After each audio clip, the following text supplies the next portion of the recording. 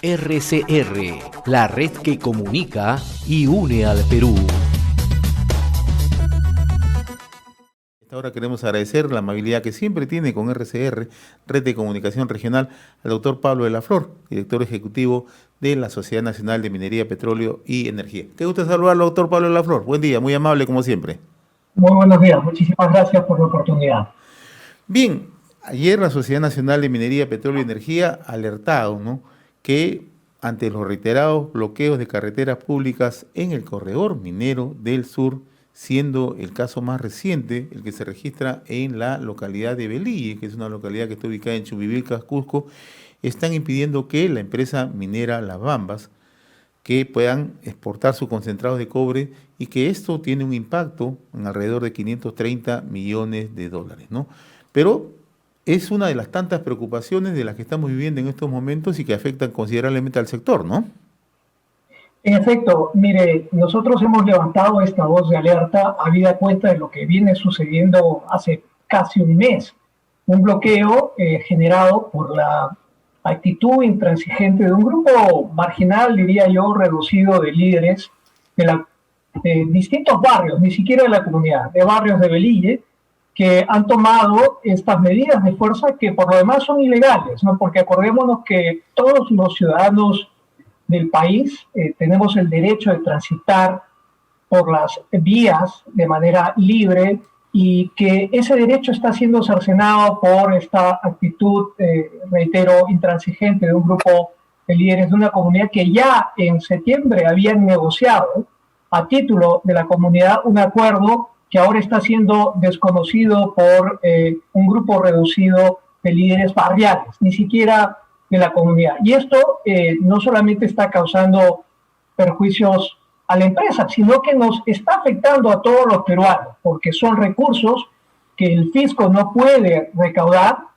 y que están teniendo un efecto negativo sobre los ingresos fiscales necesarios para combatir una emergencia sanitaria tan grave como la que vivimos y además contribuir a reactivar la economía del país. Así que es una situación que debiera preocuparnos a todos los peruanos, no solamente por esta dimensión de ilegalidad, sino sobre todo por el impacto que está teniendo en la recaudación fiscal, en las exportaciones y en la generación de bienestar en la región, sobre todo en la Purímac, porque acordémonos que la interrupción del flujo de mercaderías en esta zona del Perú se va a traducir de manera inmediata y directa en la reducción de ingresos y transferencias vía canon para la región Apurímac.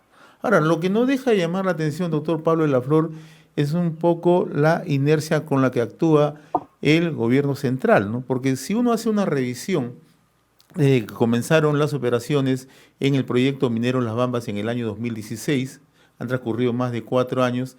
En ese lapso han tenido bloqueos alrededor de 320 días en todo el corredor minero del sur. Y no solamente la afectación es contra el proyecto minero Las Bambas, que está ubicada en la localidad de Charhuahuacho, en Cotabambas, en Apurímac, sino también tiene otro impacto contra las otras empresas. Podemos mencionar a Hadday, que está en Chumbivilcas, o podemos mencionar más abajo a Antapacay, que está allá en el Cusco, y si nos extrapolamos un poco más allá, también tiene su impacto a las zonas que conducen hacia Arequipa, ¿no? Entonces, ¿por qué esta inercia? Porque no se trata de compromisos, sino se trata ya, creo yo, de una visión más sesgada con conceptos ideológicos, ¿no?, contra la minería. Sin duda, usted lo ha dicho de manera muy directa y frontal. Esta es una empresa que desde que inició sus operaciones hace 4 años, ha debido enfrentar básicamente el equivalente a un año de interrupción de transporte de sus minerales producto de estos bloqueos, reitero, ilegales, ¿no? Porque nuevamente nos estamos acostumbrando a normalizar actitudes y acciones que son absolutamente ilegales. El bloqueo de carreteras que se ha instalado como un modo priorizado de protesta social no es sino la vulneración del derecho de todos los peruanos de poder circular libremente por las vías del país. Eso es absolutamente inaceptable, es una violación de las normas básicas, esenciales de la convivencia pacífica entre los ciudadanos. Y eso está teniendo, reitero, repercusiones no solamente para las comunidades locales. En este caso estamos hablando de 8.000 trabajadores y proveedores cuyas labores están siendo impactadas negativamente por esta actitud absolutamente intransigente de un grupo, reitero, marginal de líderes ni siquiera comunitarios, sino barriales. Y claro, llama poderosamente la atención la pasividad con la que las autoridades están enfrentando un problema que ya tiene ribetes sistémicos y que comienza a tener repercusiones realmente negativas y afectar la percepción que hay sobre la estabilidad en el país. Ahora, el otro tema que preocupa es dónde queda el principio de autoridad, ¿no? ¿Dónde queda el marco legal, ¿no? O sea, tan fácilmente se pueden bloquear carreteras, se puede enfrentar el acceso a determinadas que por lo demás son vías nacionales. ¿Esto es así tan fácil? Mire, en principio no debiera hacerlo, pero reitero, se ha convertido en el modus operandi de grupos organizados que, sabiendo de esta pasividad y esta laxitud del Estado en el manejo de situaciones extremas como las que comentamos, pues no dudan en desplegar esta actuación a todas luces violenta, ¿no? Porque el bloqueo de carreteras es un comportamiento violento que vulnera el Estado de Derecho y que afecta los derechos de todos los peruanos a libre tránsito en vías que son nacionales. Y nuevamente quiero poner el acento en las implicancias de estos bloqueos. Estamos hablando de más de 500 millones de dólares en exportaciones que no se han podido realizar, en momentos además en los que tenemos la fortuna de que los precios de los metales que nosotros producimos mantienen altos precios. Este es el momento para aprovechar la rica dotación de recursos naturales que tiene el país para apalancar los mismos a fin de lograr los flujos de inversión y los ingresos que nos permitan enfrentar este doble flagelo. Por un lado, las urgencias de la crisis sanitaria y por otro, la necesidad de la reactivación económica. Es una oportunidad que no debemos ni podemos desperdiciar. Y eso sucede básicamente en virtud de esta actuación absolutamente ilegal de grupos organizados, liderados por personajes que, reitero, no son representativos de la comunidad en su conjunto. Ahora, para nadie es ajeno el impacto que tiene la minería formal, la gran minería en la vida económica del país. Lo que nos deja de preocupar, y probablemente usted nos pueda dar algunos alcances, ¿qué tan cierto es que la empresa Las Bambas estaría evaluando la posibilidad de una paralización gradual de sus operaciones si se mantiene esta situación de bloqueo e impedimento justamente de las exportaciones de sus minerales?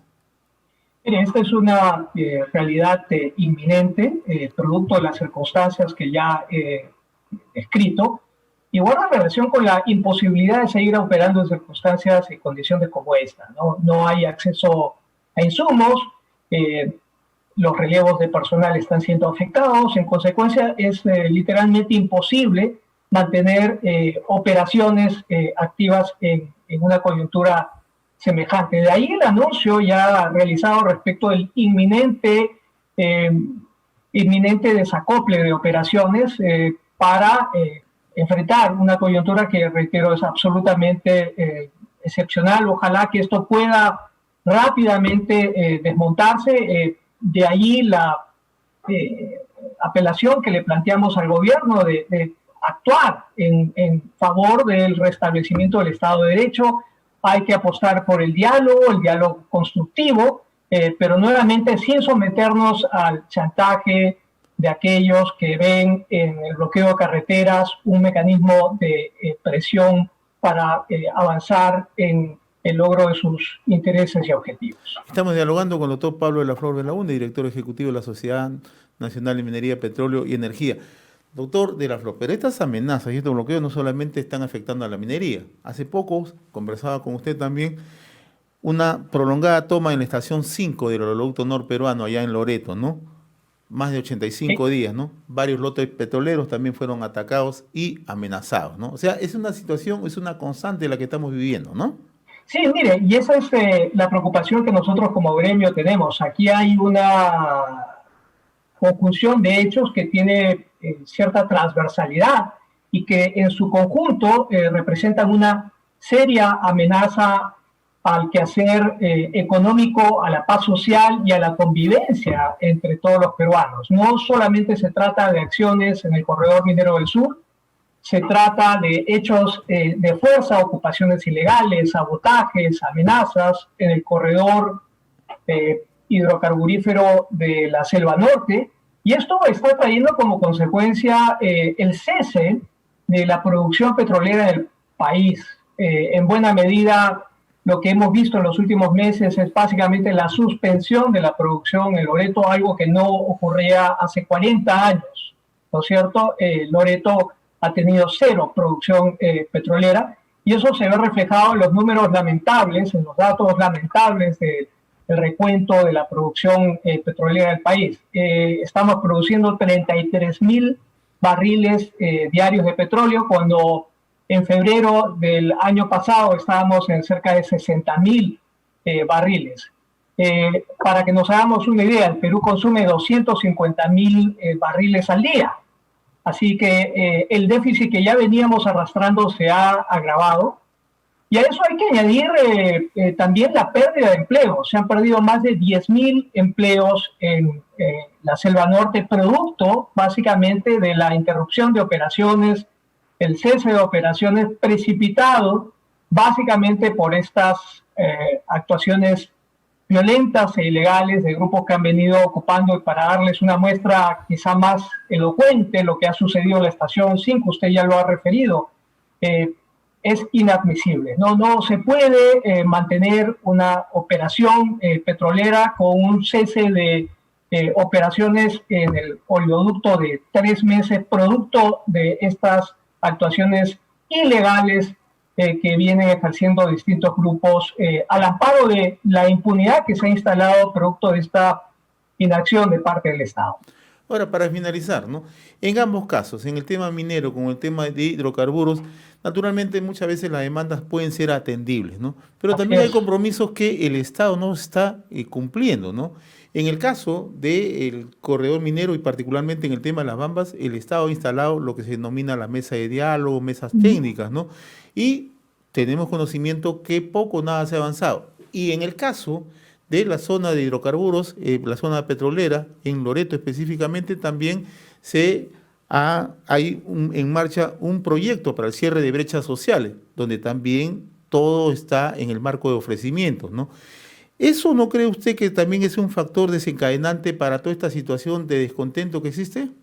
Sin duda, creo que hay un entorno que propicia la conflictividad y que guarda relación con la persistencia de estos enormes déficits sociales que tienen que ser atendidos y tienen que ser remediados. Pero la vía para hacerlo no debiera pasar por la movilización violenta, la ocupación de instalaciones privadas, la invasión de campamentos y demás.